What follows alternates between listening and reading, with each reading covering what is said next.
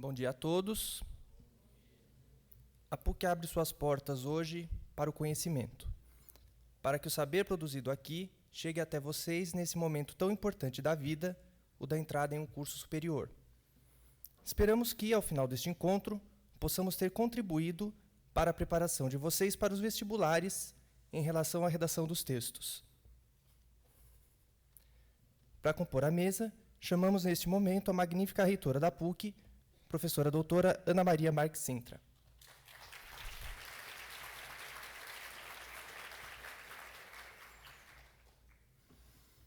A reitora Ana Sintra é graduada em Letras Clássicas pela PUC e doutora em Linguística pela USP. É professora titular do Departamento de Português da PUC e professora aposentada da ECA USP.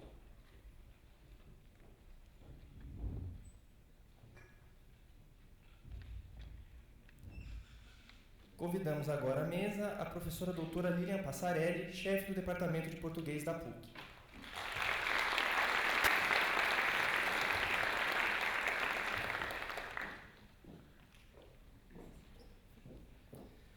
A professora Lilian é graduada em Letras e especialista em Língua Portuguesa pela Universidade Católica de Santos, mestre e doutora em Língua Portuguesa pela PUC. É ainda líder do grupo de pesquisa Estudos da Linguagem para o Ensino de Português. Ao final deste evento, a professora Lilian irá responder algumas perguntas. Vocês vão poder escrever suas dúvidas, que serão recolhidas por nossa equipe durante a palestra. Passamos agora a palavra à reitora Ana Sintra.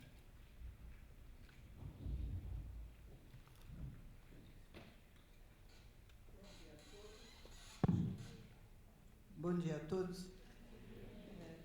Eu gostaria de falar brevemente um pouco da satisfação da PUC de recebê-los e dizer que é sempre, talvez para alguns de vocês, a entrada aqui neste teatro seja a primeira vez. Então, eu chamo a atenção para essas paredes que nós mantivemos, porque ele sofreu um atentado há alguns anos e nós mantivemos essa história. É uma alegria poder receber jovens que venham aqui, né, para ouvir e para perguntar, obviamente, né? Nós vamos reservar o tempo no final, e dizer que a PUC é uma universidade que se preocupa fundamentalmente com a qualidade acadêmica, com o bem-estar das pessoas. E isto a gente consegue, inclusive hoje, manter. No ano que ela completa, nós estamos fechando 70 anos de PUC. Neste ano, a gente manteve o segundo lugar entre as universidades brasileiras particulares. A primeira é uma co-irmã, que é a PUC do Rio. E mantivemos o nosso lugar, que vem já há algum tempo. Então, há uma preocupação contínua com a qualidade acadêmica, há um trabalho bastante dedicado a isso e acho que continuará. Eu estou deixando a reitoria na segunda-feira à noite, mas posso dizer para vocês que foram 4 anos duros de trabalho, mas muito gratificantes para a gente. E, como reitora que deixa a universidade em dia 28, eu quero desejar boa sorte a vocês no vestibular que vocês forem fazer. Se for aqui na PUC, serão sempre muito bem-vindos. Muito obrigada.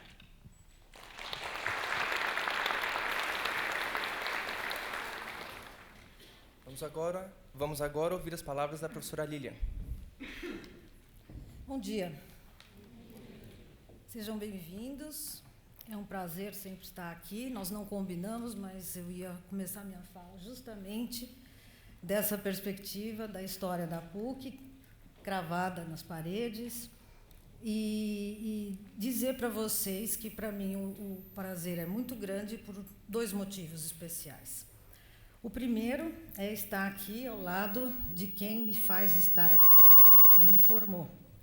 que é a minha orientadora de mestrado e doutorado, a professora doutora Ana Maria Marques Sintra. Então, vocês podem imaginar o privilégio que não é para uma pessoa que foi formada por ela estar aqui, neste momento, falando sobre uma coisa que desenvolvi como pesquisa e desenvolvo até hoje, que é o processo da escrita. Então, para mim, é realmente um prazer. O segundo motivo desse meu prazer é essa energia que vem de vocês, uma energia forte em relação a várias coisas que estão acontecendo neste momento, né? São muitas expectativas, muita ansiedade, né? Muitas emoções, em função de um exame que vocês vão fazer daqui, logo a seguir, né? E um exame que pode mudar radicalmente a vida de vocês, se Deus quiser, né? Amém. Então, é por aí. Então, na verdade, a gente tem uma intenção aqui de trabalhar alguns aspectos que possam contribuir para esse momento do exame, mas nem só para esse momento do exame. Eles vão ajudar vocês durante a jornada acadêmica, de um modo geral. A bem dizer, eu não vou tratar de grandes novidades. Tudo que nós vamos trabalhar hoje já foi feito com os professores de português de vocês. Nós vamos reiterar alguns aspectos, especialmente em relação à leitura da proposta de redação. Daí o nome da nossa fala de hoje, que vai retomar justamente a leitura até chegar na produção do texto. Muitas vezes, no calor da emoção, do desespero, o aluno já quer começar a escrever para não perder tempo. E esse é um dos riscos que corremos, porque essa gestação de ideias, ela precisa receber mais investimento, até chegar a hora de escrever o texto. Tá bem? Então, vamos lá, né? Vamos começar a trabalhar essa perspectiva para que possamos tentar agilizar um pouco o momento da produção textual. Então, o primeiro aspecto que eu quero destacar com vocês é a questão da leitura e da escrita como processo. A grafia da palavra processo está aí desse jeito de propósito. É para a gente ter a ideia que processo, ele acontece em etapas e, portanto, eu não posso pular etapas. E para passar por essas etapas, tanto na leitura como na escrita, eu vou construir os sentidos, correto? Então, na leitura, eu vou ler, vou compreender as linhas e as entrelinhas. Então, não é só eu decodificar sinais gráficos e já passar adiante, né? Eu preciso entender que eu vou construir sentido realizando as inferências autorizadas, ou seja, eu vou ler o que está escrito e vou recuperar passagens, aspectos que estão ali embutidos, e eu agilizo o meu conhecimento de mundo, meu conhecimento que eu tenho visto nas aulas, nas leituras, e vou conseguir atribuir sentido. Por outro lado, a escrita, ela sempre precisa ser nesta linha, escrever e obter o efeito de sentido que eu pretendo, não é? Eu não posso sair escrevendo sem ter um cuidado antecipado. Por isso que eu preciso considerar a questão sempre do contexto. Aí entra a adequação, escrever para aquele contexto. Hoje em dia se escreve muito, né? A gente costuma dizer que nunca se escreveu tanto. Essa escrita que a gente tem o tempo todo, ela tem todo mundo fala, nossa, isso interfere negativamente na escrita dos alunos. Não, não interfere, porque vocês sabem muito bem, a moçada sabe muito bem que naquele contexto eu posso me expressar com rudimentos de palavras, né? Todos nós fazemos isso, para agilizar a comunicação. Agora, eu preciso pensar no seguinte, para eu escrever o texto, eu tenho de ter matéria-prima. Então, um dos pontos nevrálgicos da questão é eu estar em dia com o que acontece neste mundo. Não é isso? Então, eu preciso me inteirar de assuntos que sejam relevantes, de fato, para eu construir matéria-prima. E eu vou ter um repertório mais facilitado para que eu possa, quando for ler a proposta de redação, eu ter mais facilidade de entender o que está sendo solicitado, né? Então, nós temos de pensar no seguinte, eu tenho que pensar em que tipo de competência, nesse momento, eu tenho de ter. E é a tal da competência leitora. Essa competência, ela é construída. Então, por exemplo, tem gente que fala, eu vou ler o jornal porque amanhã eu vou fazer prova. Então, não vai adiantar muito, porque ela é construída, né, e ela vai criando familiaridade com os textos que circulam na vida em sociedade e, obviamente, sempre considerando esse contexto em que esses textos circulam. Agora, muita gente fala assim, mas por que tanta ênfase na leitura? Porque, na verdade, o ato de escrever, desde que você se propõe a fazer o texto, você vai assimilar tudo que está na proposta de produção textual e você tem que dar o sentido que, de fato, está ali. Então, desde o comecinho da produção do texto, antes de você pôr a mão na massa, pegar na caneta, pegar no computador, não importa qual seja o texto, ele sempre depende da leitura de alguma coisa prévia. A não ser aqueles casos excepcionais, escreva sobre, mas é uma coisa mais descomprometida, né? Menos formal. Quando a gente diz que o ato de escrever está ligado justamente a essa questão do repertório, vocês vejam que aí há a menção a 3 repertórios, né? O repertório textual, o repertório enciclopédico, que é o de conhecimento de mundo, de uma maneira geral. O textual é aquele assim, você fala, escreva uma mensagem, eu vou imaginar, bom, então deve ser alguma coisa rápida, né? Escreva um produto X, escreva, você fala o nome do gênero, escreva uma carta, escreva um bilhete, né? Então, você já cria a ideia daquele texto, você já está planejando o texto. Isso mentalmente. Agora, a gente vai pensar em como sistematizar isso melhor por escrito, para ser mais ágil a produção do texto. E também tem o repertório linguístico, que aí é o domínio que você tem da língua, né? Que também não é do dia para a noite que se adquire, isso é construído ao longo da escolaridade. Então, voltando a essa questão de ler e compreender, porque esse é o nosso foco, para eu ler e compreender a proposta de redação, eu tenho de pensar que uma leitura compreensiva terá de ser feita em relação às atualidades e aos textos motivadores, tá certo? Então, eu vou, nos textos que constarem da prova, eu tenho de realizar uma leitura compreensiva, vou atribuir sentido para eles, então eu não posso bater o olho e já querer escrever. Porque eu posso, depois, quando eu for olhar novamente, eu já perdi tempo. Em vez de investir e planejar meu texto, eu posso começar uma coisa que depois eu vou ter que voltar atrás. Então, essa leitura compreensiva diz respeito a esses 2 aspectos, né? Os textos motivadores, e quanto mais eu tiver de atualidade na cabeça, melhor eu vou construir esse texto, tá? Porque eu vou ter essa familiaridade com o que já está acontecendo, e também a leitura compreensiva da comanda, das comandas que estão na prova, né? Realize um texto, construa um texto X, considere os textos motivadores para eleger o tema X, eleja o tema a partir das leituras. Então, essas comandas, essas orientações, instruções, elas têm de ser levadas em conta, obviamente. Eu tenho, portanto, nas comandas, o gênero e os critérios de avaliação.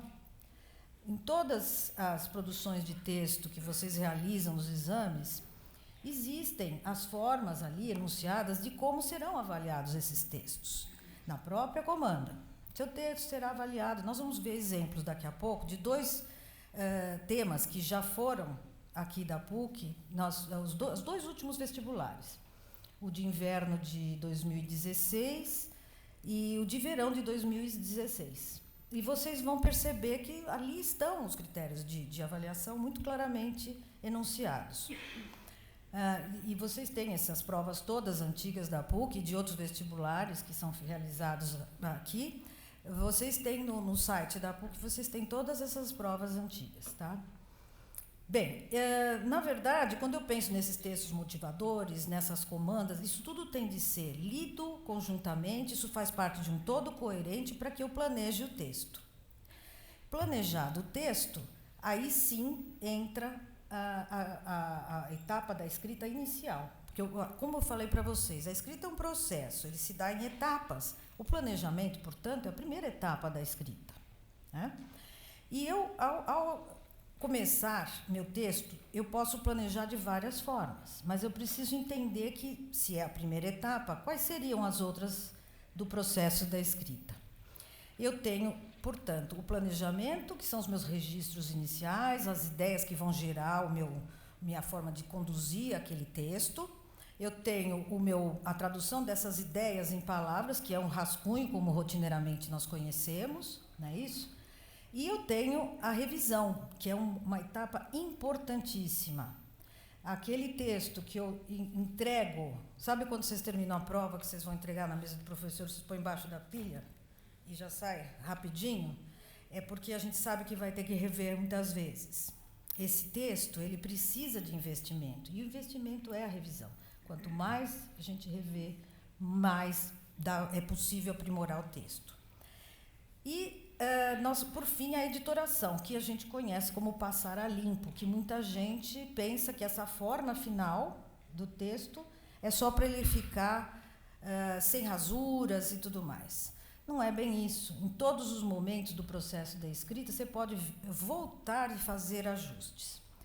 Agora, nós temos um desafio, porque esse aqui é o ideal, mas dentro de um momento em que você está com a tragédia do relógio, ainda bem que não tem o celular para a gente não se distrair no meio do exame de vestibular, né? Aí você se concentra mais. Nós temos o desafio mais incrível da redação, que além do tempo, é justamente pensar na construção do texto, aplicando os conhecimentos linguísticos que eu tenho sobre coesão, né? Então, uma coisa importantíssima são as frases de transição entre as ideias. Se eu vou mudar de parágrafo, é importante que eu use uma frase que recupere alguma coisa do parágrafo anterior e anuncie o que vai dizer depois. Porque não é só aquela coisa de uma conjunção dos elementos de conexão entre ideias. Essas frases de transição, às vezes, dão mais conforto para você e para o leitor. Vocês têm os pronomes dos seus referentes, vocês têm várias ordens, como a principal delas, que a gente às vezes percebe nos textos dos iniciantes em escrita, os parágrafos com muita sobrecarga de informação. Então, isso prejudica. Então, muitas vezes os professores devolvem o texto, parágrafo muito longo, né? Então, eu sempre brinco, respira antes de começar uma ideia nova, né? É importante que você pense na paragrafação de uma maneira que o texto fique harmonioso, mas não existe regra. Por exemplo, uma carta, 3 parágrafos, uma dissertação, um texto dissertativo argumentativo, 4 parágrafos. Isso não tem regra, isso depende do projeto de dizer do autor do texto, né? E a correção gramatical, que é importante, claro, ela não rouba a cena, porque um erro gramatical, dependendo da natureza, se ele não interferir negativamente na construção do sentido, ele é relevado. Daí, muitas vezes, aquelas discussões nacionais sobre um menino que escreveu uma palavra ortograficamente incorreta e ter tido 10 no Enem, por exemplo, né? Se o texto estiver extremamente bem articulado, se ele apresentar tudo o que está sendo solicitado na proposta, às vezes os deslizes gramaticais não interferem. Todos nós cometemos deslizes gramaticais quando escrevemos. Estávamos conversando agora há pouco sobre isso. E isso não é em prejuízo do texto. Isso é uma coisa bem pontual.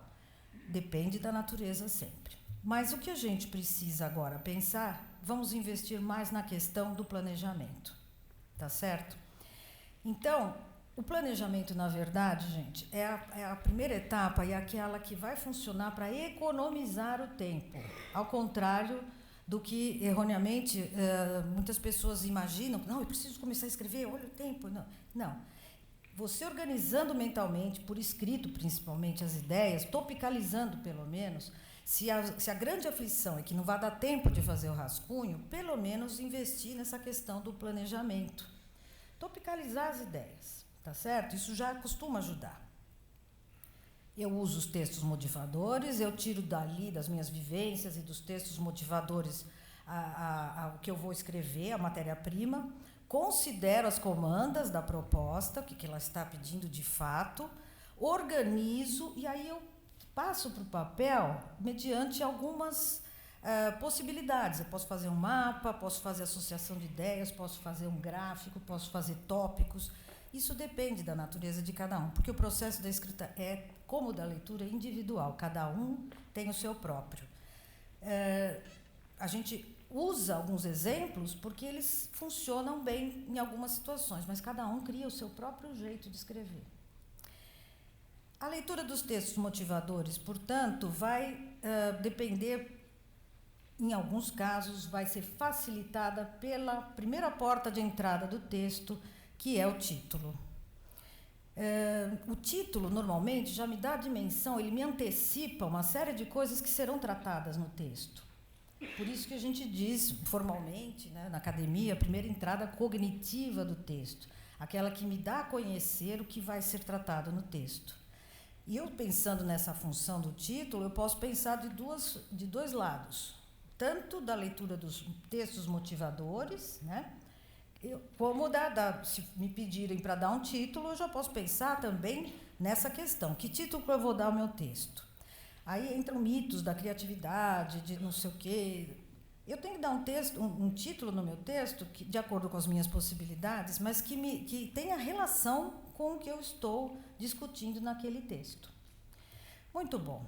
E, pensando nessa perspectiva e retomando esses desafios da escrita, vamos ver, então, um exemplo a partir de uma proposta que foi solicitada de fato. Pensando sempre no planejamento como essa entrada no texto de uma maneira diferente.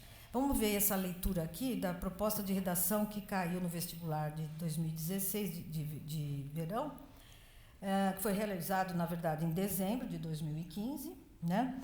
Quem tiver com celular e quiser acompanhar, o link está aí, vocês entrem no site da PUC, ou se vocês quiserem depois entrar, e nós temos ali no lado esquerdo vestibulares e concursos.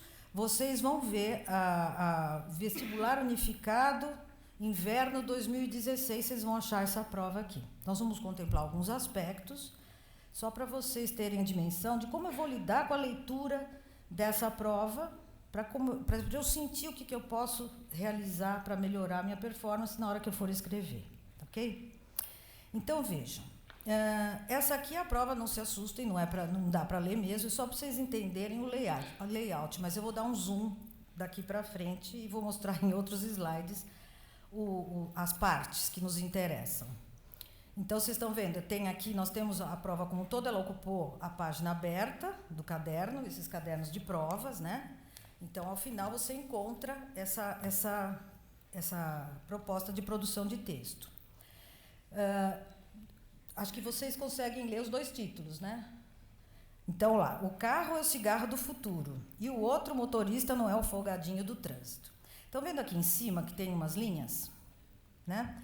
Essas linhas, na verdade, olha, aqui já está mais ampliado, vocês estão vendo aqui. Então, a imagem já dá para detectar, né, esse trânsito absurdo que está sendo retratado. Né? E, naquela linha fina, nós temos este texto. Agora, vocês imaginem se você pula esse pedaço e já vai para o outro lado. Você vai perder uma grande chance de nortear o seu pensamento para poder escrever. Então, está escrito naquelas linhas ali. A mobilidade urbana foi tema de um fórum organizado pela Folha de São Paulo em 2013, durante o qual foram debatidos inúmeros problemas das grandes cidades e propostas possíveis soluções. Desse fórum, destacamos duas visões polêmicas que ainda não foram suficientemente debatidas pela sociedade. Muito bom. Eu vi dois textos, eu vi dois títulos. Eu já estou escrevendo meu texto, hein, gente? Só com essa leitura. Eu já comecei a planejar. Eu vi os dois textos, vi os dois títulos, vi essa linha fina e falei, então eles devem tratar de assuntos diferentes, porque tem aqui visões polêmicas. Tá certo? Muito bom. Aí, o que eu faço? Começo a ler o texto. Então, eu vou ler o primeiro texto que apareceu lá. o carro é o cigarro do futuro. Então, essa metáfora já me dá uma dimensão de alguma coisa, atualmente, no século XXI, maligna, tá certo? Porque o cigarro já foi o herói de muitos intelectuais, né? Então, vocês vejam, o carro é o cigarro do futuro. Essa ideia associada já mostra que o ponto de vista de quem escreve, tá certo? Que é o Jaime Lerner. Responsável pela implantação do primeiro sistema de BRTs, ônibus de trânsito rápido, no mundo, Jaime Lerner diz que São Paulo ganhou uma grande guerra ao priorizar o transporte coletivo sobre pneus. Para ele, o desafio da cidade agora é dar qualidade ao sistema. Definida, eu pulo alguns pedaços só para a gente ir para a essência, tá? Definida a opção pelo ônibus, é preciso dar outro grande salto, transformar essa concepção de corredores para a concepção de rede. Para Lerner, é preciso bem a estação de embarque, pois é muito difícil fazer um sistema de qualidade com pontos de ônibus junto ao meio-fio. Então, vejam, aqui a defesa já é para o ônibus, tá certo? Então, o carro, olha como tem a ver com a questão, né? O carro é o cigarro do futuro, definida a opção pelo ônibus. Talvez seja esse o ponto de vista defendido pelo autor. O outro texto, o motorista não é o folgadinho do trânsito. Reparem o uso das aspas aqui, né? Aspas duplas, certo? Dentro das aspas duplas, as aspas simples, para fazer uma concessão de atenção à palavra folgadinho. O que será que quer dizer isso, né? Muito bom. Aqui vocês percebam que a imagem já mostra outra perspectiva, tá certo? São pessoas em profusão, tentando pegar transporte público. Bom, esse texto já foi escrito por outro cidadão, o Sérgio Eisenberg, que é um engenheiro e mestre em transportes. Aí ele diz o seguinte, também alguns trechos. Especialistas que estudam a mobilidade nas grandes cidades formam um consenso sobre a prioridade de investimentos do transporte público. Mas alguns combatem o que chamam de demonização dos motoristas e alertam que é preciso parcimônia na restrição ao transporte individual, pois a transição de modelo deve ser gradual. Vejam, aqui já temos, então, uma perspectiva que vai defender um ponto de vista contrário ao outro. Ninguém na rua está brincando. Não há folgadinhos de carro. 80% das viagens são por motivo de trabalho ou estudo, diz o engenheiro Sérgio Eisenberg, mestre em transportes pela USP. Por fim, ele diz, o texto termina assim, ele critica a expansão muito rápida das faixas de ônibus, ao dizer, antes de pintar o chão, era preciso reestruturar o sistema. Quem está de carro padece no congestionamento sem opção, gerando um prejuízo bilhardário à sociedade. Bem, estou munido do que foi informado nos textos. Tá certo? Os textos geradores. Agora sim eu vou ler a proposta de produção de texto. Muitas pessoas fazem o caminho inverso. E essa é uma opção. A pessoa lê a proposta de produção de texto e depois lê os textos motivadores. Não existe certo ou errado, gente. Isso daí depende de como você acha, como você considera que vá economizar tempo. Aí, porque se você fizer a opção de ler a proposta primeiro, você já vai com um olhar mais induzido. É uma possibilidade também, né? Muita gente, nessas situações de tempo controlado, optam por ler primeiro a proposta e depois partir para os textos motivadores. Não há receita, né? Então, vamos ver a proposta, como é que ela se constitui.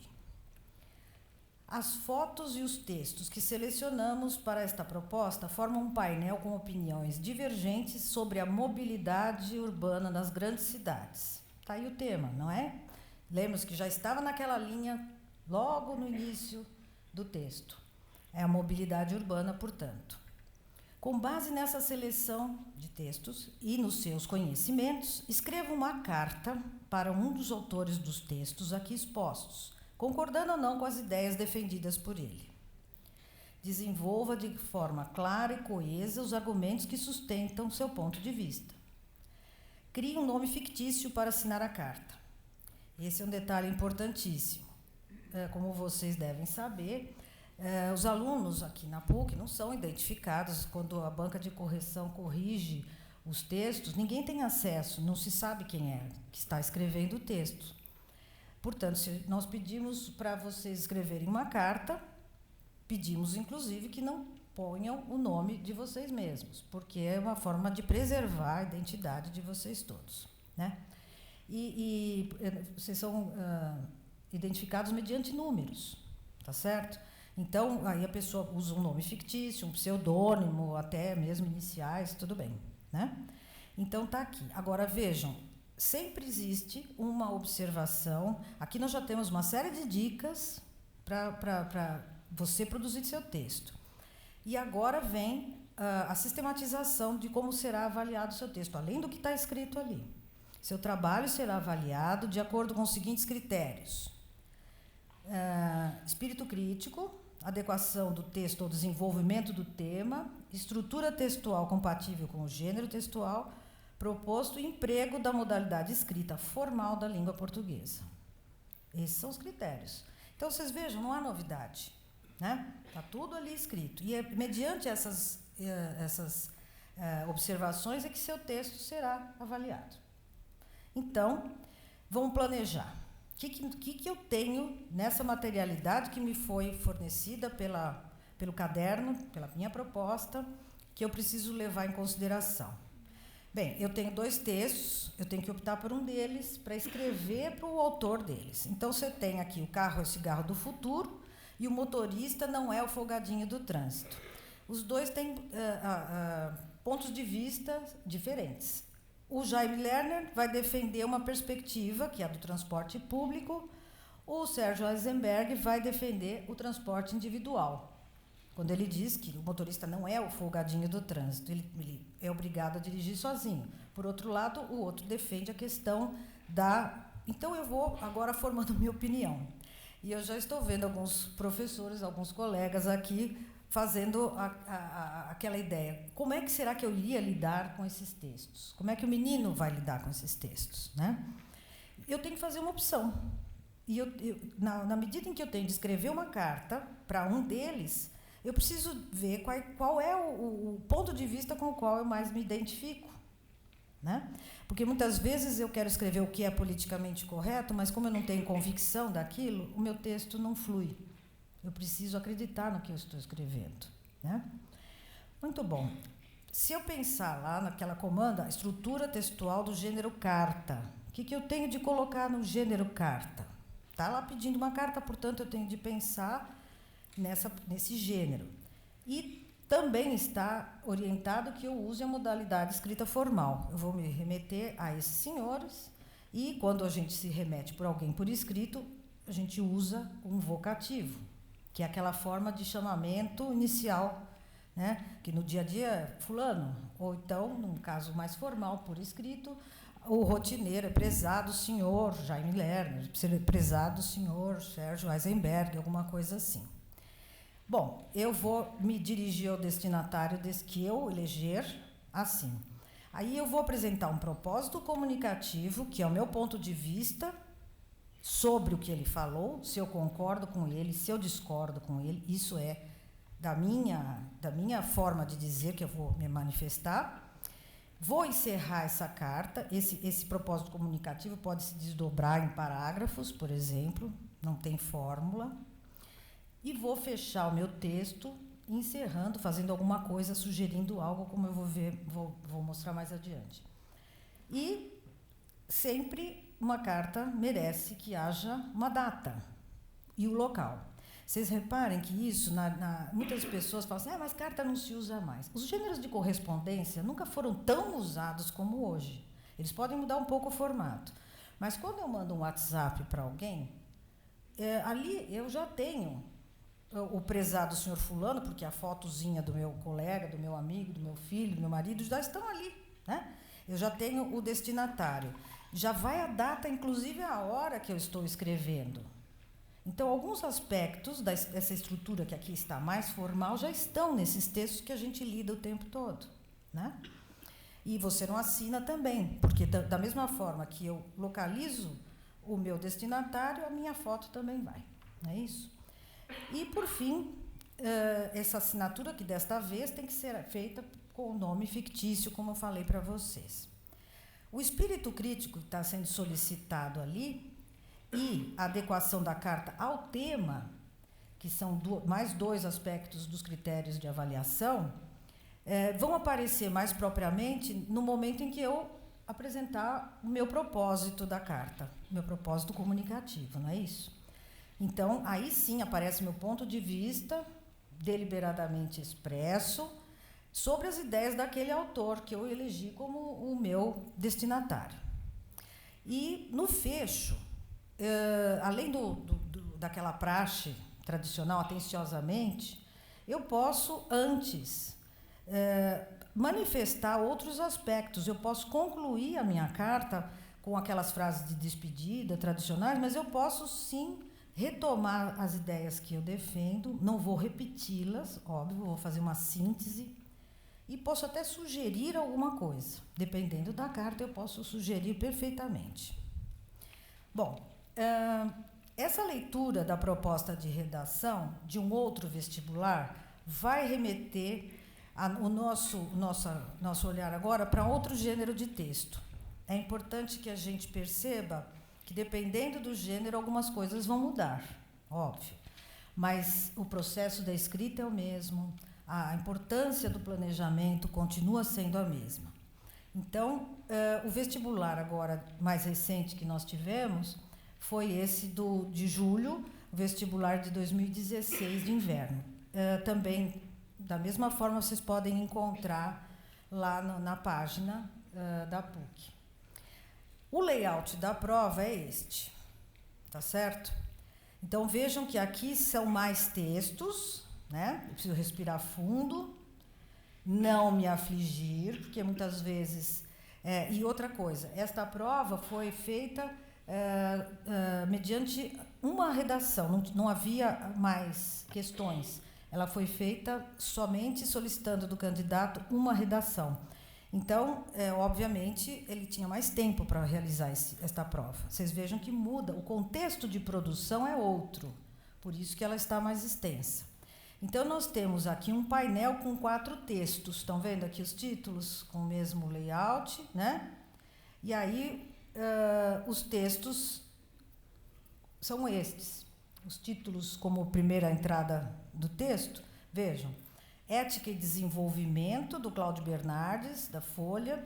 Empreendedores Buscam Lucro com Ética, da Isabel de Palhares, do Estado. Filósofo Mário Sérgio Cortella explica conceitos de moral e ética num site da Rede Bahia, uma entrevista que ele deu.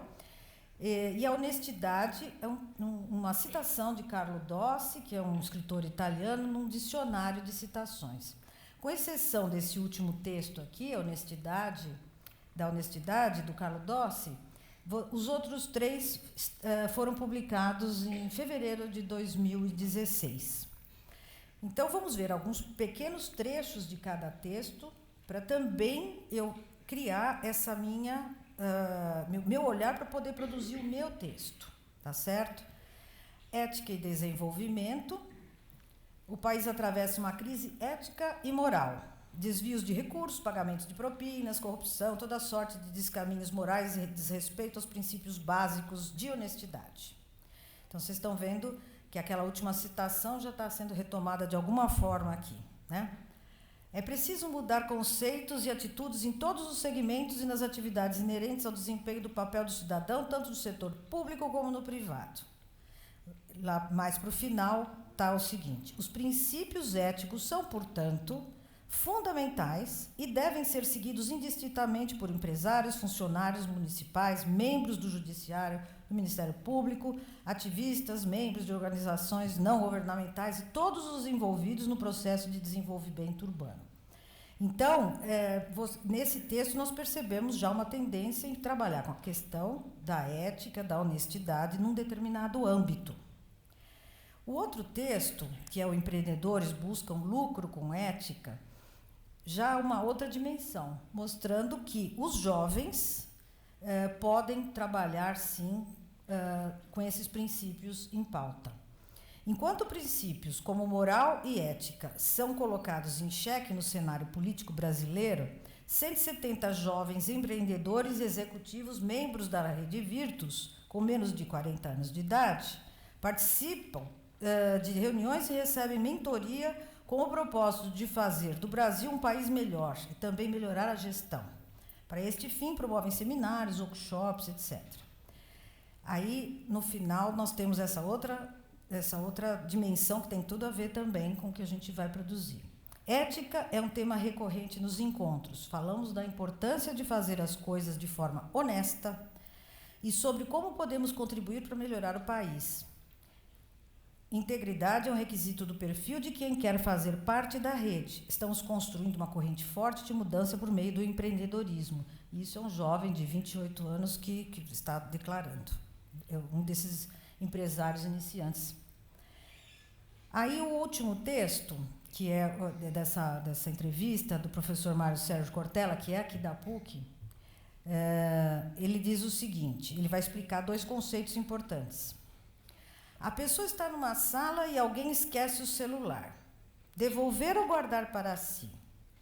Este dilema serve para explicar os conceitos de moral e ética. O filósofo Mário Sérgio Cortella, em entrevista ao Aprovado de Sábado, explica a diferença.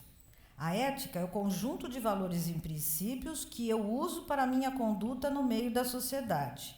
Isto é, quais são os princípios para eu agir. A moral é a prática desses princípios. Né? Então, essa definição que o professor Cortella dá sobre moral e ética vai me dar um direcionamento bem interessante para o texto. E, por fim, essa pergunta que é feita na citação, da honestidade do Carlo Dawes. O que é honestidade, se não medo da prisão? Então, é uma cutucada bem interessante, ainda mais hoje, né? Parece que está fazendo mais sentido hoje esse texto do que na época, né? O que é honestidade, se não medo da prisão? Então, vem a nossa proposta.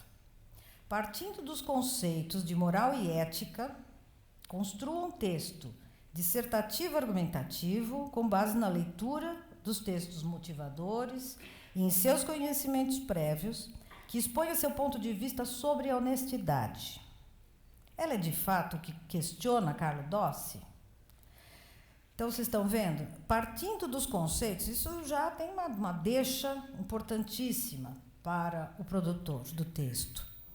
Eu tenho de contemplar esses conceitos de moral e de ética. Se eu não estiver bem resolvidos, eu tenho esses textos, esses conceitos lá presentes no texto base. Então, vocês vejam a importância de eu me apropriar dos sentidos do que está lá no texto base para eu poder começar a planejar meu texto. Tá certo? Se eu tivesse invertido, como a gente conversou em relação à carta, e isso tivesse começado pela proposta, que é uma boa saída para muitos, eu já estaria, no momento da leitura dos textos motivadores, eu já estaria construindo a ideia e dando uma atenção especial para essas questões dos conceitos propriamente ditos. Né? E eu posso até reproduzir ideias dos textos, sim. Obviamente, se eu for copiar, eu ponho entre aspas e digo de quem é a ideia. Agora, copiar simplesmente e colocar no meu texto, isso não é o ideal, isso configura o plágio. Então, normalmente, isso não vai contribuir negativamente para a produção do texto. Mas eu posso me apropriar de algumas ideias e colocá-las entre aspas, atribuir a elas o nome de quem as reproduziu no texto. Aí vem as comandas finais. Sustente, olha o tempo verbal. Os professores devem me entender perfeitamente. Sustente, quer dizer, não tem acordo, não posso escolher, né? Sustente seu ponto de vista com argumentos relevantes e convincentes, articulados de forma coesa e coerente. Dê um título ao seu texto. Então, aqui já tem, inclusive, a comanda para eu pôr título no meu texto. E aquela orientação final. Seu trabalho será avaliado de acordo com os seguintes critérios: espírito crítico, adequação do texto ao desenvolvimento do tema, ou seja, o tema tem que estar ali e meu texto contemplá-lo. Estrutura textual compatível com o texto dissertativo, argumentativo, e emprego da modalidade escrita formal da língua portuguesa. Tá certo? Então, eu tenho de caprichar nessa questão. O registro linguístico é sempre muito importante. Se eu estou pedindo texto dissertativo argumentativo, eu tenho, portanto, de pensar nessa estrutura. Essa estrutura do texto dissertativo argumentativo, embora ela apresente, aqui no caso, 3 etapas, isso não implica, não tem correspondência com o número de parágrafos. Tá certo? Eu tenho de pensar o seguinte: no caso aqui em tela está sendo solicitada a confecção de um título, que eu vou atribuir no começo, no meio, no fim, isso depende do momento. Às vezes, durante a leitura dos textos, vem a ideia do título. Anota. Sempre não confie na memória, ela é traiçoeira, né? Então, eu penso nessas 3 etapas que têm de estar presentes na estrutura de um texto argumentativo. É a tese, portanto, o ponto de vista que eu vou defender sobre o tema honestidade, neste caso, não é isso? Eu vou ter de construir argumentos que vão sustentar convincentemente essa minha opção, esse meu ponto de vista, e eu vou concluir meu texto. Eu não vou, a conclusão não é dar uma norma taxativa sobre o que você pensa a respeito, mas você vai articular os argumentos que foram construídos, vai reforçar a essência do que você defendeu, não é cópia do que você apresentou como tese. E aí você faz a síntese e encerra o texto. De um modo geral, é isso, né? Então, eu tenho que pensar sempre nessa questão da estrutura do texto. E vocês vejam que tudo está ali bem discriminado. São os aspectos que serão levados em consideração durante a avaliação. Bem, já falei demais, né? Então, nós vamos pensar no seguinte. Esse momento é um momento complicado. Todo mundo está aflito, ansioso. O vestibular da PUC vai cair num dia que parece que vai haver algum tipo de manifestação, né, professora? Então, quem vier para fazer o nosso vestibular, por favor, previna-se em relação ao tempo, à organização de vocês, porque parece que vai haver uma manifestação nacional. Então, não sabemos, mas prevenir é melhor do que remediar, né? Então, para além dessa tarefa da escrita, a gente tem de pensar em várias outras coisas que vão auxiliar esse momento de tensão, de emoção e tudo mais. Eu tenho de pensar que eu preciso de um tempo para respirar. Essa é uma técnica que a gente brinca, eu uso muito essa expressão, mas a ansiedade, ela às vezes deixa a pessoa entrar numa espécie de um transe, eu não sei. A pessoa entra naquele clima e parece que não enxerga mais nada.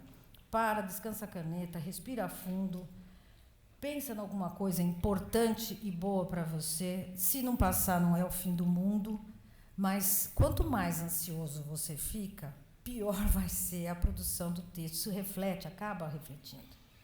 Então, essa questão de eu parar um pouco, esquecer do contexto, pensar em mim, seja egoísta, como eu digo para os meus alunos. Eu preciso desse tempo, né? Se Deus quiser, vocês virão aqui para a PUC, e aí vocês vão perceber isso que a professora Ana falou hoje no começo.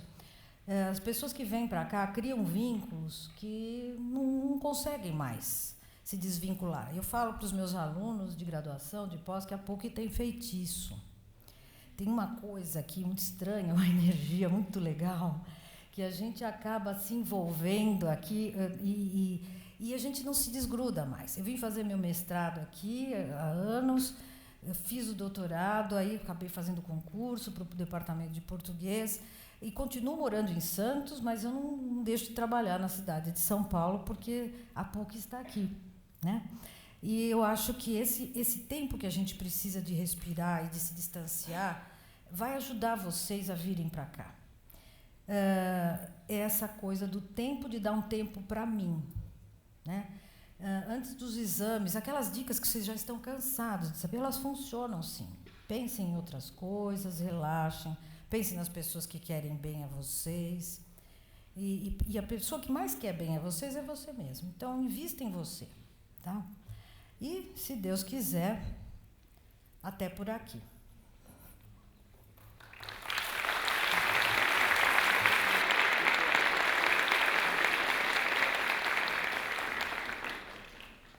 Obrigado, professora. Obrigado, professora. Agora a gente vai distribuir as filipetas para vocês fazerem as perguntas. Vamos dar um intervalo de 10 minutos e a gente retorna para as respostas.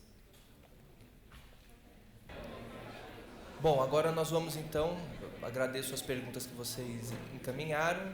A professora Aline e a professora Ana aqui vão selecionar e responder as perguntas. Nós temos aqui um monte de perguntas, realmente. Não sei se nós vamos dar conta de todos, vamos tentar. Mas vamos começar por algumas. Nós estamos tentando agrupar aqui por temáticas. E uma perspectiva recorrente foi em relação a gênero, aos gêneros que vão cair na prova, né? Então, por exemplo, nós temos aqui a questão da intervenção. Quem está fazendo a pergunta? Maria Luísa.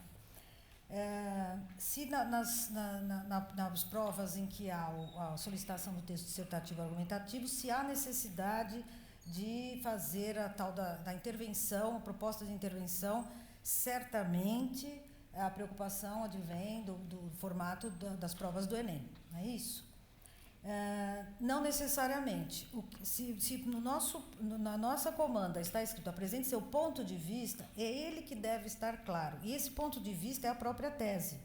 Então, não há necessidade de um candidato apresentar uma proposta de intervenção, muito embora, se ele a apresentar, tudo bem, óbvio, né? Mas ela não é exigida, não é uma questão sine qua non, tá? Ainda em relação a gênero, nós temos esta perspectiva aqui. Quais são os gêneros que podem cair? O manual não cita. Vai saber. Nos últimos tempos, fazendo um levantamento das últimas provas aqui da PUC, caíram o dissertativo argumentativo e a carta. Então, é possível que eles se mantenham, né?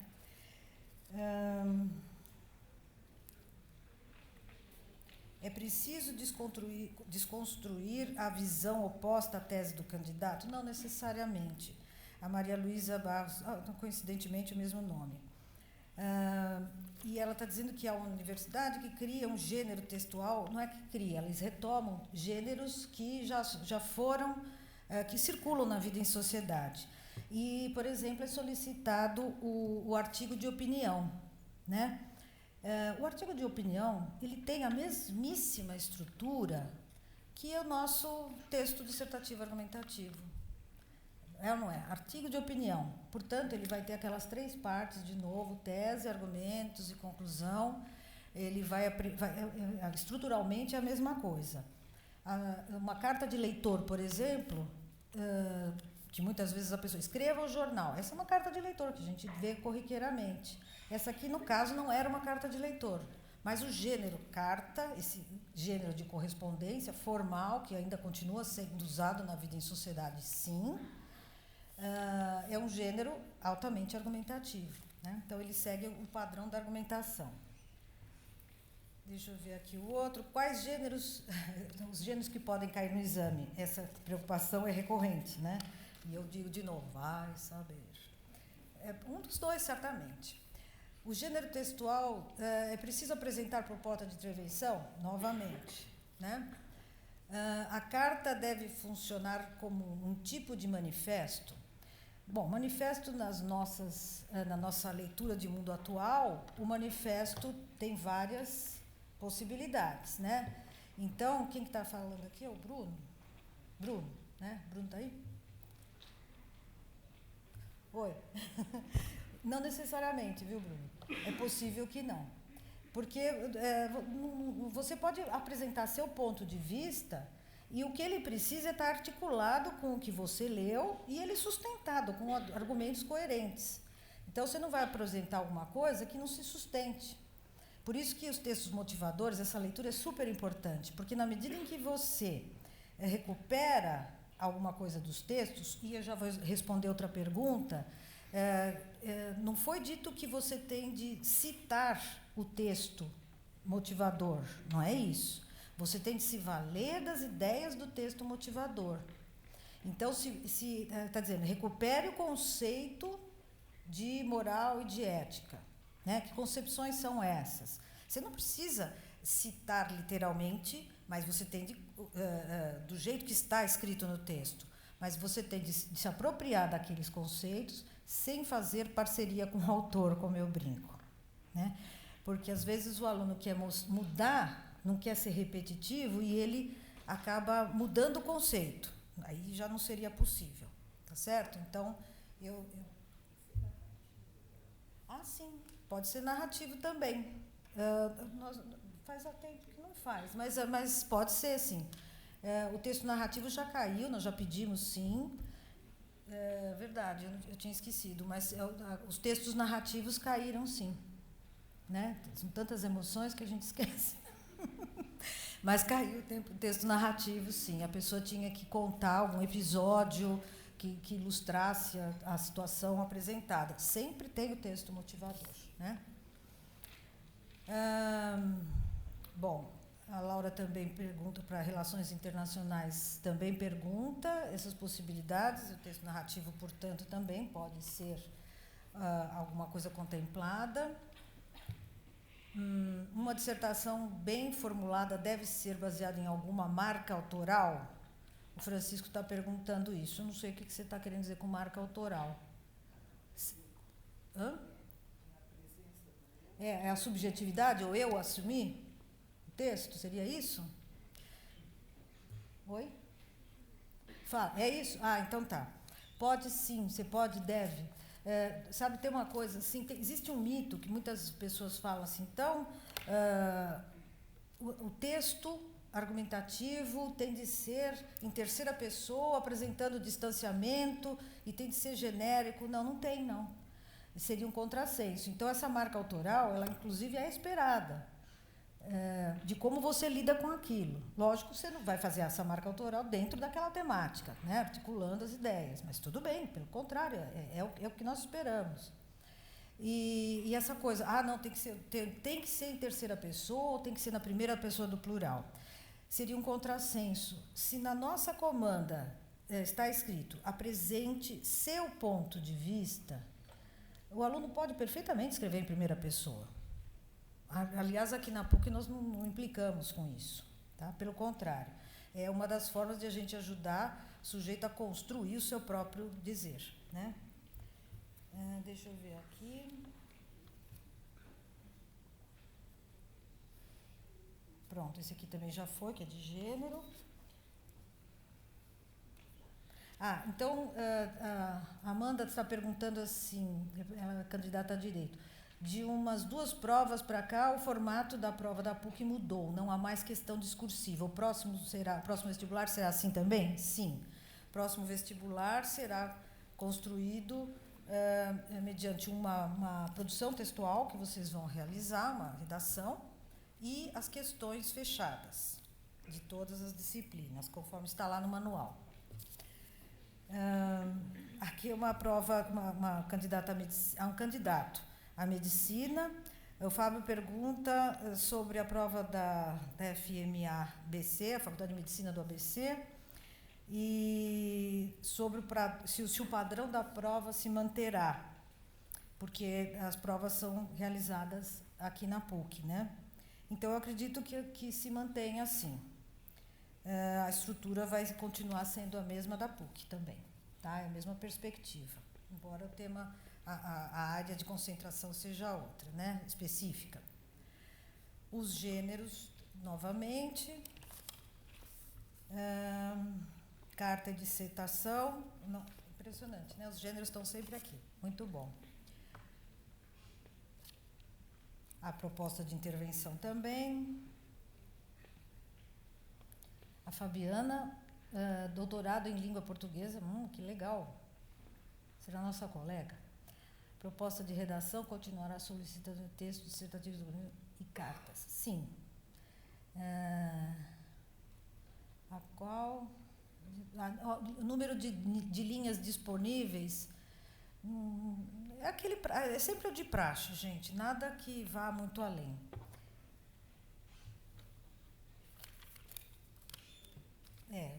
Ela está preocupada com o número de linhas disponível. É aquele do caderno mesmo, como vocês viram aqui. O que o futuro aluno da PUC pode esperar para o vestibular de 2017? Uma proposta clássica ou algo mais criativo? Por exemplo, carta com adoção de uma máscara. Nossa Senhora, isso aqui vai fazer publicidade. Não, Lígia, cadê a Lígia? Lígia, faz segunda opção, publicidade. Ser criativa, né? Então, tá? Então, olha, tem uma coisa bastante interessante. É gozado que as provocações, né? E a gente vai lembrando de outras coisas. Existem mitos também sobre a questão da criatividade, né? Nos textos, das propostas e tudo mais. Isso é complicado, porque às vezes você tem que seguir aquele padrão formal. Porque, lógico, a exigência é que você se atenda àquelas solicitações, né? Então, a criatividade fica para depois, quando você estiver no curso. Aí, deita e rola.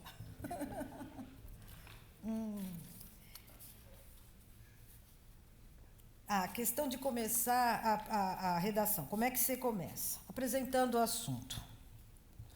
Sempre. Às vezes, o Luiz Felipe está perguntando, às vezes a introdução, realmente, não sei se chega tanto, né? E acaba atrasando. Começa, para não ficar com esse bloqueio que dá no início, de papel em branco. Eu escrevi até um artigo sobre isso, chamado O Medo do Papel em Branco. Então, porque é complicado mesmo, a pessoa às vezes estressa só de ver tudo aquilo para escrever.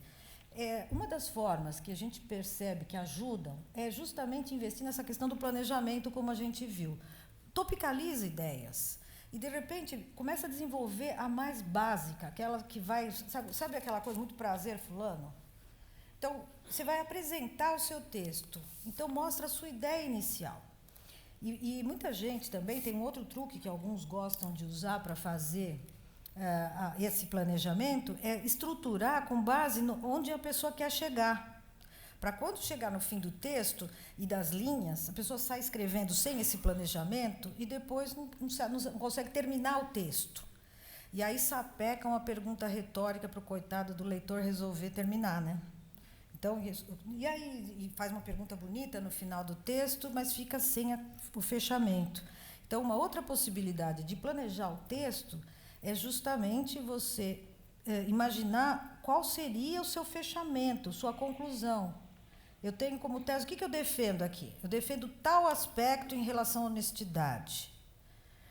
Então, eu vou dizer, eu vou encerrar o texto por aqui, e depois eu planejo ao contrário. Eu já vi muita gente fazer esse tipo de perspectiva para economizar tempo, né? Desenha o texto, como se fosse um desenho mesmo do texto. E aí segue os passos. O fato de você não colocar nada no papel vai dando mais bloqueio ainda. Então, talvez, pelo planejamento, topicalizando as ideias, esse pânico fique mais atenuado, né? O ideal de linhas e tudo mais. No nosso vestibular, uma das recomendações que nós damos, como o Enem, é que você não pode escrever menos de 7 linhas, né? Agora, se você escrever mais do que isso, tudo bem. Agora, tem gente que tem poder de síntese e, em poucas linhas, consegue resolver assuntos que outros precisam de mais linhas.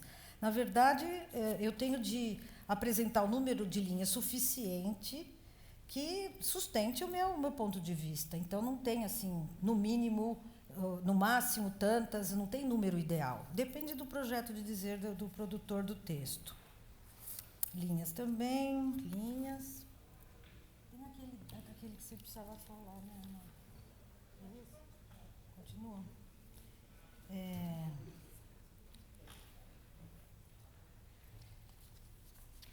Oi?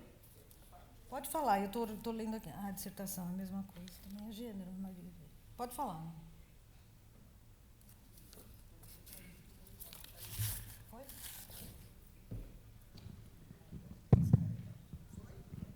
Bom, Tecnologia não é comigo. Bom, tem uma pergunta aqui a respeito de quando se faz o estágio. É na área do direito. O estágio para cada curso ele varia. E a gente sempre tem 2 tipos de estágios possíveis, que é o estágio obrigatório e o estágio opcional, né? Geralmente, no curso de direito, ele pode começar o estágio. O ideal seria não começar no primeiro ano, porque no primeiro ano ele vai ser mão de obra barata por aí, porque ele não tem ainda elementos. O ideal, no caso do direito, é começar pelo menos do 2º ou 3º ano. Agora, varia bastante de curso para curso, né? Então, isso não daria para dizer aqui para todos os cursos, né? A outra questão é a dupla graduação. Ao final do curso ou durante o mesmo, é possível realizar alguma prova interna para a dupla graduação?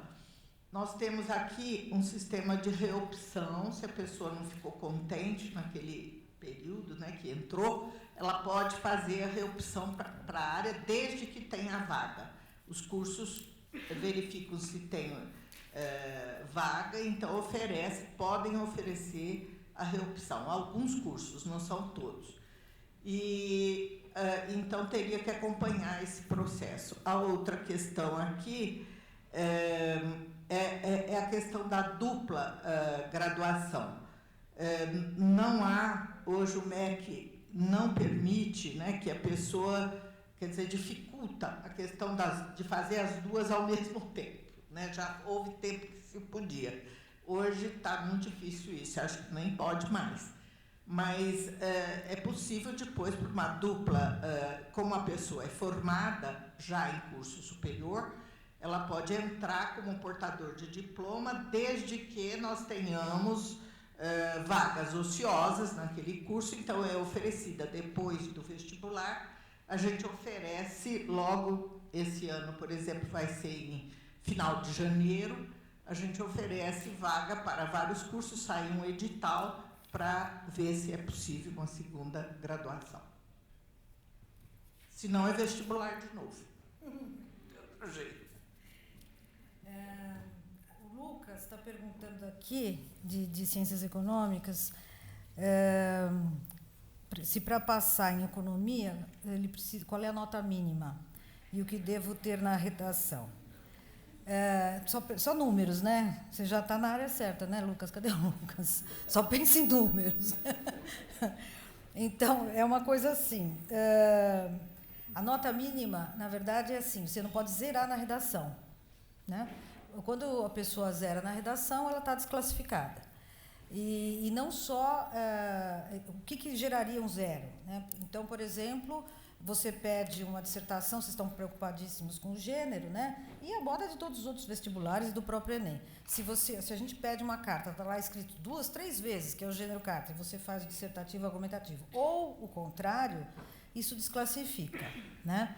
Uma outra coisa que desclassifica também, o sujeito faz um desenho na prova, faz garatujas, faz um bilhete. Senhor corretor, por favor, eu gostaria muito de estudar na PUC.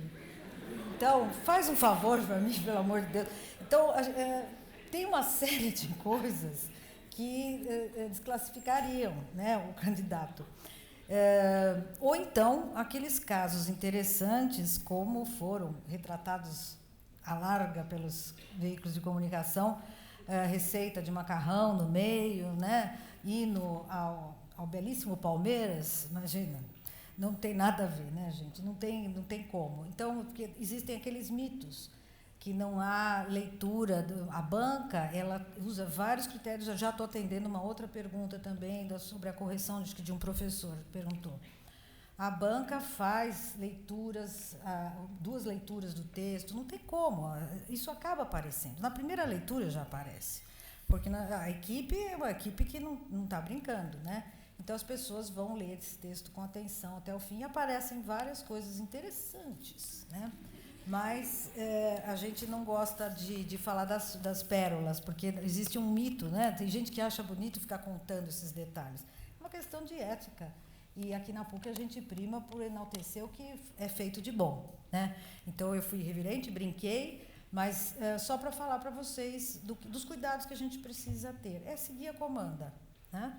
Então, é muito raro a gente zerar o candidato por causa de algum outro tipo de coisa, mas esses aspectos estão, inclusive, bem demarcados no próprio caderno, na proposta de vocês, eles estão lá, tá? Uma outra coisa também interessante que acontece, ultimamente a gente não tem percebido isso em outros lugares aqui, porque isso é muito comentado na mídia. A prova é em língua portuguesa e as pessoas escrevem em outro idioma. É óbvio que também isso, por incrível que pareça, né? Mas acontece também, né?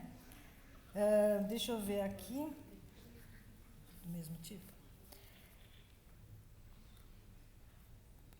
Se é mais aconselhável começar a prova por meio das questões ou da redação, a Marina diz.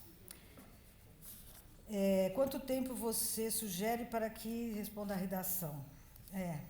Deverá ser feito em primeiro lugar? E posso iniciar a minha prova com a redação? Pode haver algum prejuízo com esta opção? Então, a Marina, o Felipe e o Alexandre estão fazendo essas perguntas.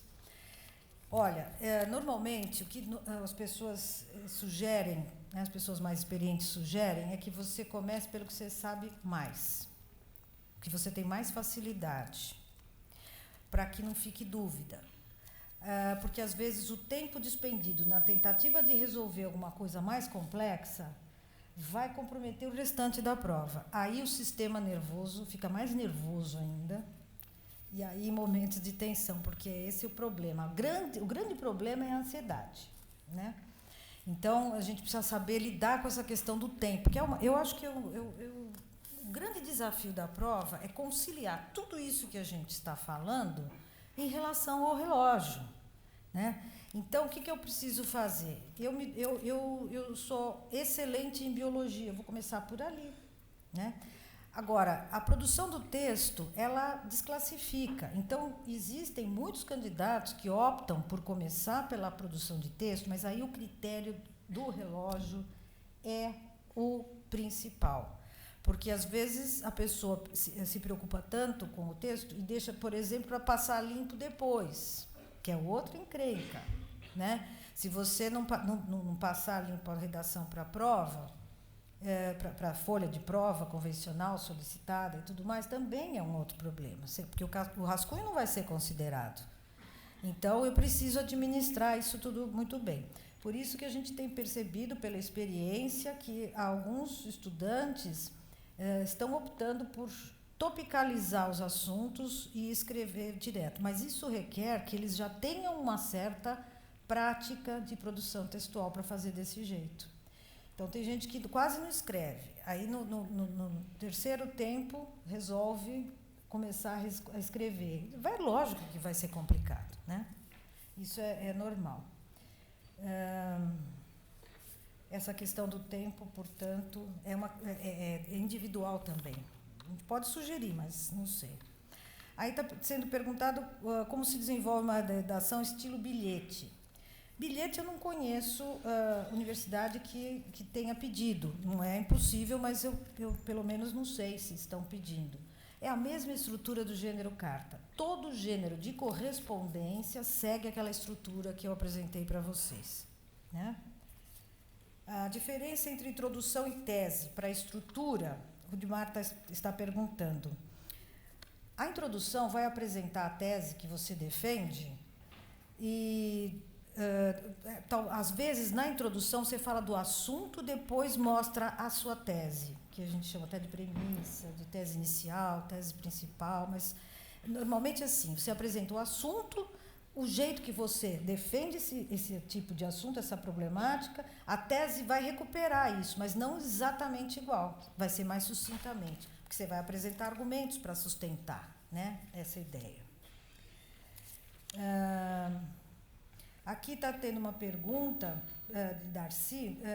Leio e entendo os textos, porém, em seguida, esqueço completamente. A técnica para melhorar essa situação, não sei se existe, mas uma coisa que pode ajudar bastante é ler com o lápis na mão e fazer anotações das palavras centrais, tá? Não sei se ajuda, mas muitas vezes, quando eu mesma leio textos mais complexos, eu vou levantando palavras-chave de cada parágrafo, escrevo na margem. Dependendo do texto, você lê de formas diferentes também, né? Aqui, a pessoa não se identificou, está assim, é aconselhável fazer um parágrafo que conteste sua tese, o contra-argumento, né? Sim, é interessante, porque às vezes você defende um ponto de vista, mas você sabe que existem ideias contrárias a ele. Então, você faz uma ressalva no texto, isso é legal, sim.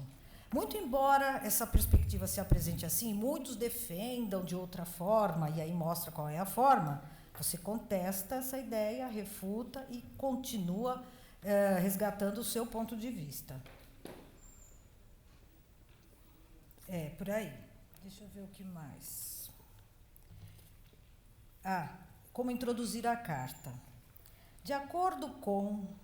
Tratando-se do... Teve até sugestões, olha que legal. Como introduzir a carta? Aí vieram. De acordo com... Sobre o... Então, poderia ser de uma forma dessa, assim. De acordo com sua opinião, prezado senhor Jaime Lerner, de acordo com sua opinião no jornal tal, no texto tal, que em defesa ele era o transporte público. Pronto, retoma por aí. Poderia ser, sim, uma dessas aqui. Depende de como você vai... Eu acho que, no caso, eu me familiarizaria mais com o de acordo com. Deixa eu ver os outros. O que é o espírito crítico relatado na proposta? O espírito crítico é você olhar e não engolir tudo sem se posicionar efetivamente diante daquilo. Então, essa é a grande tônica desta universidade, ajudar vocês a formarem esse espírito crítico, né? Por quê? Por que nós temos isso? Porque, sem influenciar, sem o aluno ser massa de manobra, o que nós precisamos é formar cidadãos críticos para enfrentar o mundo de meu Deus e não ser manipulado, não é isso? Então, essa criticidade, ela começa desde a mais tenra idade. E agora, quando ela vem sustentada por argumentos convincentes, a partir de sustentação em princípios morais, éticos e tudo mais, ela é o ideal. E esse espírito crítico precisa aparecer. Não é aquele sujeito que meramente reproduz ideias, né? É óbvio que nós estamos fazendo uma possibilidade... Desse aqui? Tá. Nós estamos fazendo uma prioridade aqui, e nós não nos esquecemos que vocês, quando vêm fazer um exame vestibular, são candidatos a um curso de nível superior. A gente não esquece isso, tá? Então, a gente observa se há predisposição desse sujeito ser um candidato a cursar uma faculdade. Então, ninguém quer que ele faça uma elucubração de natureza transcendental, né? Mas que ele se posicione de acordo com as possibilidades de um estudante de ensino médio que está entrando na faculdade. A referência do texto de apoio, que a Juliana pergunta, e ela é candidata à medicina, ela pode ser implícita ou explícita. Então, às vezes, o candidato ganha tempo mencionando a ideia, falando de acordo com o quê, ou se apropria dela criticamente e faz uso dela sem ser cópia do texto. Então, é possível você mencionar implicitamente. Outros explicitamente assumem. Fulano de tal apresenta em seu texto, né? O que fazer com o tema de redação subjetivo e implícito? Como desvendá-lo? Todo tema que nós propomos, em todas as propostas de produção, independentemente daqui do caso da PUC, do vestibular, mais propriamente, né? Nós pedimos que o sujeito se posicione. A subjetividade aparece em todos os textos, mesmo naqueles que se escreve em terceira pessoa, com aquele pretenso distanciamento. Trata-se de uma possibilidade, não sei o quê. A sua subjetividade está ali. Não tem jeito. O ponto de vista do sujeito sempre aparece de um jeito ou de outro. A construção argumentativa é diferente da construção do texto dissertativo. A estrutura do texto é diferente. Mas a questão da tese, dos argumentos e da conclusão, elas aparecem, sim, no gênero carta. A Giovana perguntou uma coisa bastante interessante e ótima para todos refletirem a respeito. Realmente, a carta ela é argumentativa também. Ela tem uma estrutura diferente do gênero dissertativo argumentativo. Mas, como você vai dar a sua opinião sobre alguma coisa, é óbvio que ela vai ter aqueles 3 passos: tese, argumentos e conclusão. Tá. Na conclusão... Não, durante a conclusão do texto dissertativo argumentativo, utilizar de argumentos não antes apresentados pode prejudicar os argumentos que já foram defendidos ao longo do texto? Então, você está conversando um outro texto, na verdade. Seria interessante você fazer os argumentos antes e depois, na conclusão, pegar aqueles que vão ajudar a sustentar o seu ponto de vista, que já deve estar claro, né? Em relação a critérios que diz respeito à estética, por exemplo, número de linhas, já falei. Número de linhas de cada parágrafo, a Larissa está perguntando. Número de períodos, título centralizado, etc. Não tem rigor quanto a isso. O parágrafo, como eu falei para vocês, o número de linhas do parágrafo é aquele que não vá ser excessivo. Parágrafos muito longos, ainda mais para produtores de texto em início de carreira, como a gente brinca, a sobrecarga de informação no parágrafo prejudica o produto final, né? Então, o que nós aconselhamos é que o texto fique mais arejado. Mais parágrafos, às vezes, facilitam essa ideia, né? O número de períodos também não, depende. E, às vezes, argumentativamente, é interessante você construir um parágrafo com uma linha, porque talvez seja a sua tese, né? Então, isso tudo não tem. E sequer o título costuma ficar centralizado, é uma praxe, mas de resto, não. Atualidades como base para repertório, né? O Sérgio, do curso de Letras. Sim, as atualidades, normalmente, mas elas são articuladas aos conhecimentos escolares, certamente. Daí a questão, por exemplo, como está sendo dito aqui, relações de causa e efeito em relação à própria forma desses argumentos, a perspectivas de atualidades que nós priorizamos, é o seguinte: é um assunto da atualidade que vem sendo discutido, mas o que nos interessa, às vezes, nem é um relacionamento, um posicionamento deliberado em relação a alguma coisa, mas como o sujeito olha esse assunto dentro deste contexto. Tá certo? Com que princípios? Que valores? Né? A sociedade, hoje em dia, está meio... parece que esquecendo de alguns valores. A gente discute tanto essa questão, a gente quer formar bem os sujeitos, quer criar criticidade.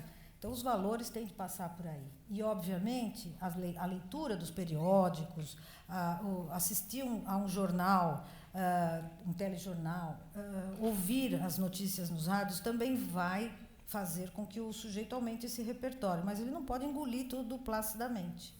Ele tem que pensar, né, neles todos, né? Não é porque deu no jornal que aquilo é certo, que aquilo é correto, né? Imagens... Isso.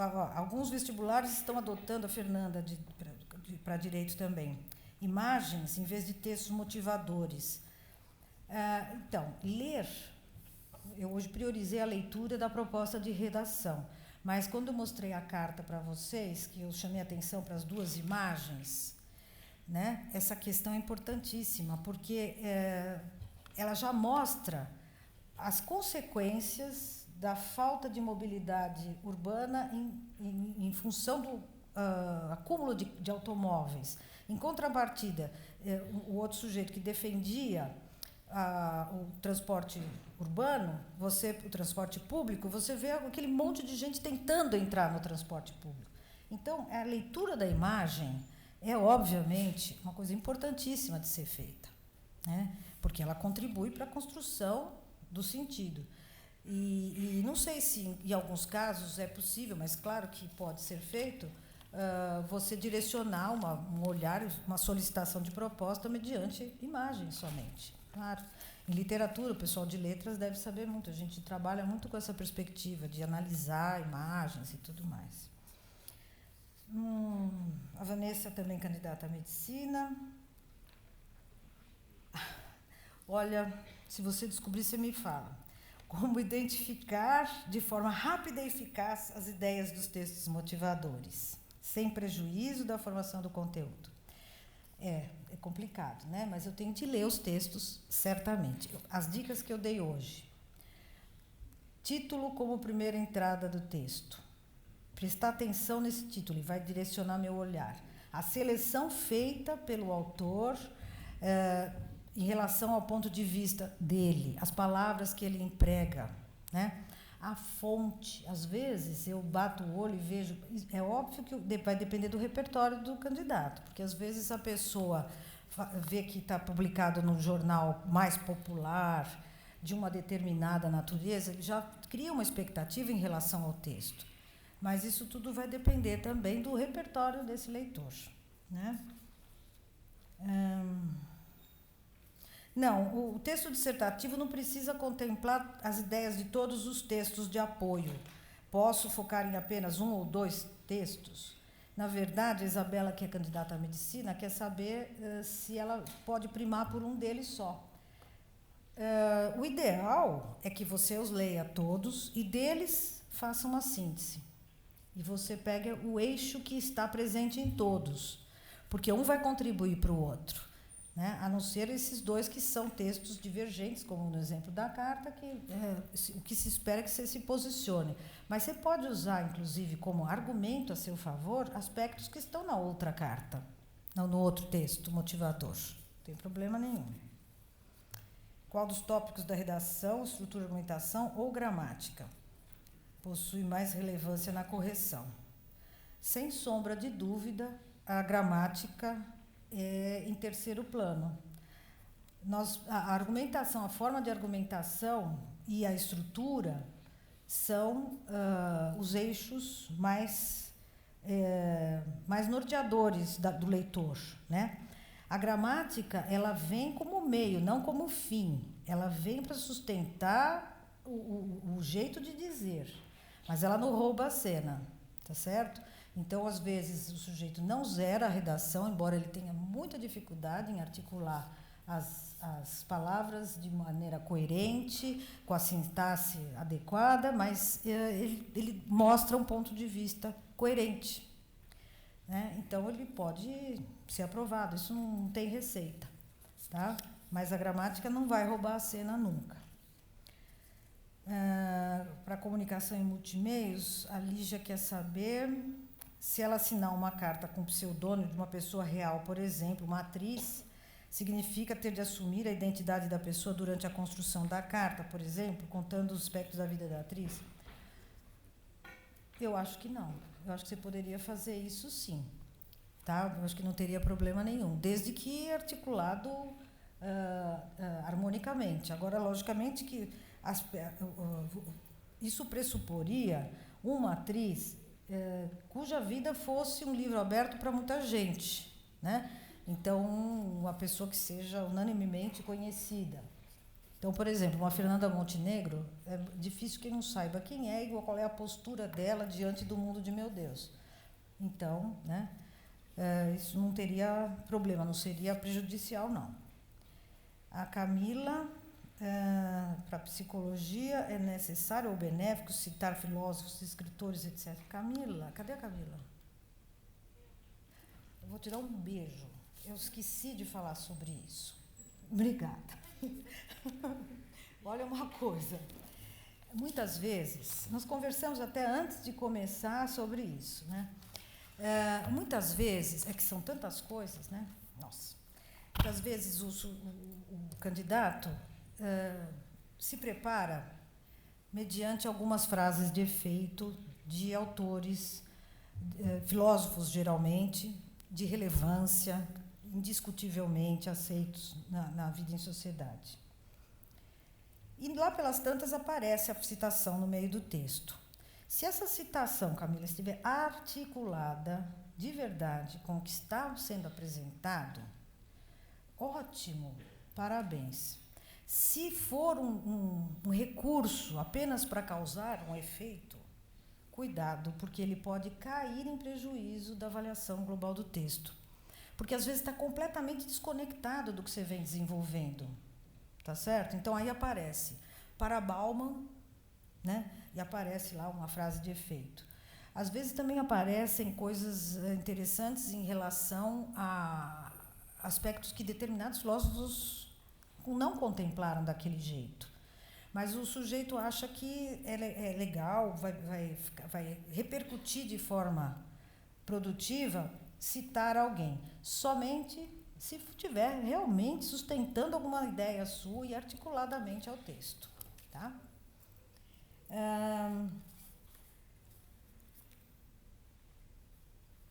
A pontuação relevante para a estética textual. Olha, a Roberta também está fazendo uma pergunta interessante.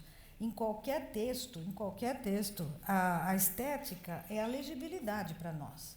Letra bonita não quer dizer nada, mas uma letra que, apesar de bonita, é muito desenhada e pode complicar a leitura, precisa tomar cuidado só com a questão da legibilidade em termos de clareza, tá certo? Mas se do ponto de vista estético, lógico, uma prova rasurada, tudo mais, se comprometer a construção de sentido é complicado. Fora isso, não. Utilizar trecho de textos motivacionais não prejudicaria? Não, de jeito nenhum. Os motivacionais, se você estivesse se referindo aos textos que estão na prova. Não, pelo contrário, sustentaria a ideia. A importância do título foi reforçada durante a palestra. Alguns vestibulares, como o Enem, sim, não exigem um título. Na verdade, assim, se na proposta da PUC está escrito dê um título ao seu texto, usando o imperativo, não vai prejudicar enormemente, mas é lógico que está sendo esperado e, portanto, será avaliada a presença do título, né? A Lígia também perguntou isso. Lauren pergunta sobre as ideologias que costumam ser priorizadas na argumentação da redação. Ideologias que estejam de acordo com o ideal, com essas questões que nós acreditamos e defendemos aqui na PUC. Tá? Humanidade, a questão de pensar no outro, que a minha liberdade acaba quando começa do outro, como aquelas coisas de praxe, aquelas que a gente aprende em casa, com os pais, e desenvolve ao longo da vida, os valores, né? Como posso me preparar para a redação deste ano? A Valentina. Fazendo tudo isso que a gente conversou hoje, por exemplo. Me atualizando, investindo bastante, relaxando quando possível, não deixar nada para a última hora, porque de última hora o que eu preciso é respirar, lembra?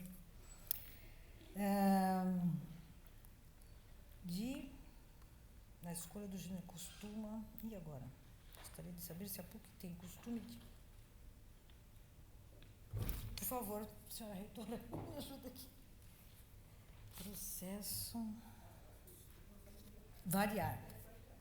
Então, a questão do gênero, novamente, realmente é aquela coisa, né? Nós temos, além do narrativo, nós temos prioritariamente aplicado a redação do texto dissertativo argumentativo e da carta.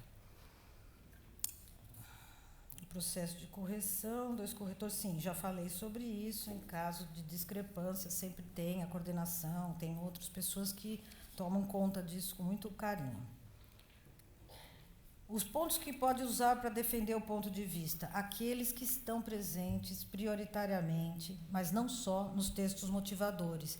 É importante que a matéria-prima sobre que você vai tratar está lá nos textos motivadores. Mas é óbvio que aquela coisa das marcas autorais, do projeto de dizer do sujeito, vão contribuir muito mais, né? Articuladamente.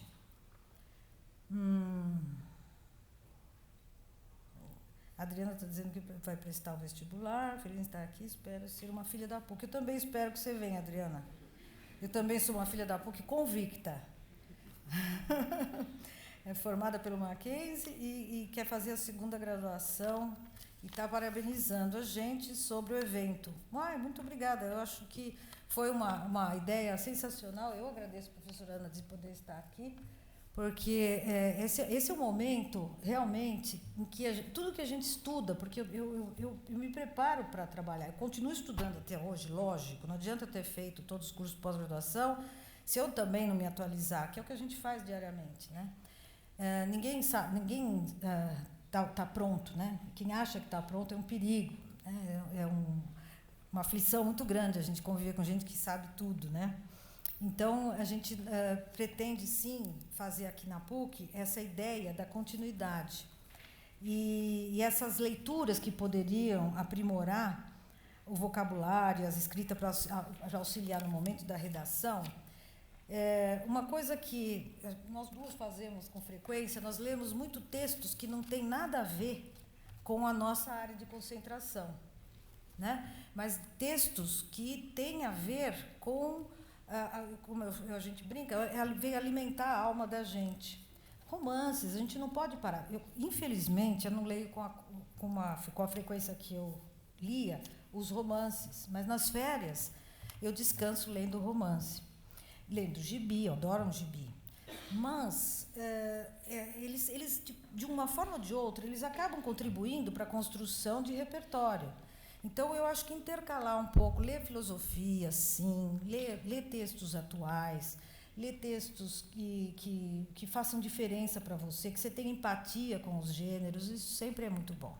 Ler é bom demais. Como eu digo para os meninos que não gostam de ler, você precisa achar o parceiro ideal, o gênero ideal, aquele com o qual você se identifica. É que nem o primeiro beijo, ninguém deixa de dar nunca mais. Não é verdade? Quando você se encontra com um gênero textual, um gênero de romance, uma tendência, uma linha que a pessoa siga, nunca mais você deixa de ler, né? Aí vira aquele vício, onde você está lendo o que tem pela frente.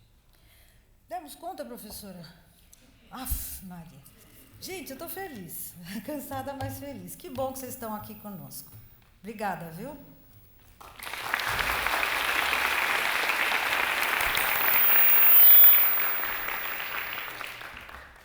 Agradecemos a presença de todos neste evento especial da PUC, desejamos boa sorte a todos em seus processos seletivos e esperamos reencontrá-los no ano que vem em nossas salas de aula.